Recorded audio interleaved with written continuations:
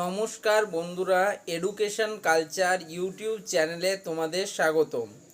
তো আজকে মূলত আমি যে বিষয়টা নিয়ে কথা বলবো সেই বিষয়টা হচ্ছে তোমাদের এই গরমের ব্যাপারে।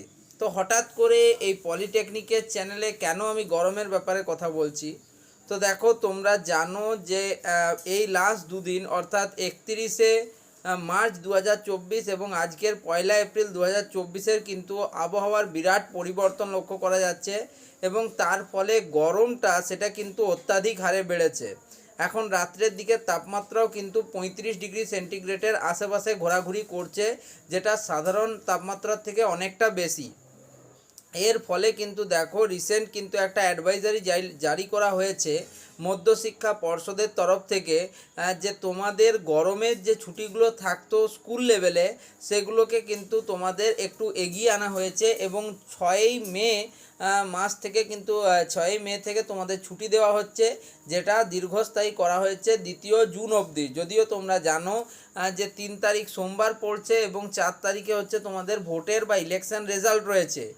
সেক্ষেত্রে আরও একটা বিষয় বোঝা যাচ্ছে যে 4 তারিখের আগে কিন্তু স্কুল খোলার সম্ভাবনা খুবই কম। তো সেই হিসেবে দেখো, শুধুমাত্র যে মধ্যশিক্ষা পর্ষদ এমনটা নির্দেশ জারি করে তা নয়, প্রত্যেক বছরই স্টেট কাউন্সিলেরও কিছু কিন্তু নির্ধারিত ছুটি রয়েছে, যেগুলো হচ্ছে সামার ভ্যাকেশন রূপে থেকে থাকে।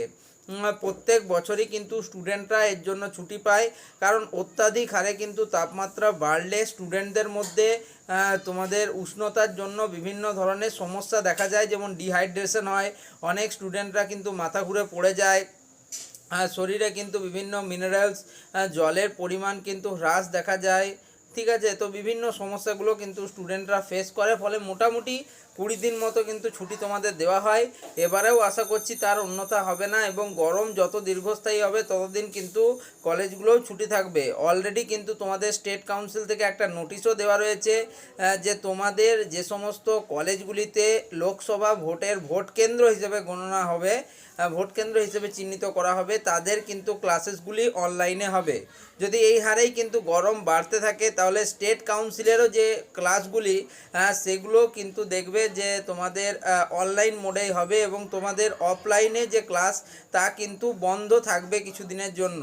তো যাই হোক, যতক্ষণ না স্টেট কাউন্সিল থেকে অফিসিয়াল কোনো নোটিশ পাচ্ছি আমি তোমাদের ক্ল্যারিটি বলতে পারছি না, বাট যতদূর জানা যাচ্ছে তোমাদের কিন্তু যদি এরকম তীব্র তাপপ্রবাহ চলে তাহলে খুব শীঘ্রই কিন্তু তোমাদের সামার ভ্যাকেশন পড়তেই পারে। তো এই ভিডিওটাতে তোমরা এটাই জানতে পারলে যে আসন্ন কি হতে চলেছে তোমাদের। তো যদি ভিডিওটা ভালো লাগে তাহলে ভিডিওটিতে একটা ছোট্ট লাইক করে দিও, বন্ধুদের মধ্যে শেয়ার করো এবং চ্যানেলটিকে সাবস্ক্রাইব করে নিও। ধন্যবাদ।